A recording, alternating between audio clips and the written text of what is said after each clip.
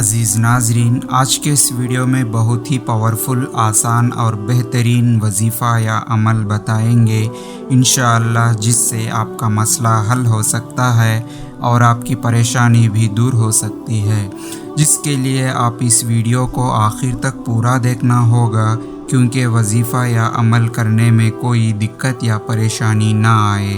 عزیز ناظرین، آج کے اس ویڈیو کی خاصیت یہ ہے کہ اگر کوئی شخص لوگوں کے عداوتوں سے حفاظت چاہتے ہیں تو خاص طور پر ان کے لیے بہت ہی پاورفل، آسان اور چھوٹا سا وظیفہ کو کثرت اور پابندی کے ساتھ کریں، انشاءاللہ اللہ کی رحم و کرم سے کامیابی ضرور ملے گی۔ عمل یا وظیفہ کرنے کا طریقہ یہ ہے کہ سب سے پہلے 11 مرتبہ درود ابراہیمی پڑھنا ہے، پھر یا غنیّ 100 مرتبہ پڑھنا ہے، پھر اس کے بعد 11 مرتبہ درود ابراہیمی پڑھنا ہے، یعنی کہ اول اور آخر میں 11 مرتبہ درود ابراہیمی پڑھنا ہے، پھر اس کے بعد یا غنیّ 100 مرتبہ پڑھنا ہے،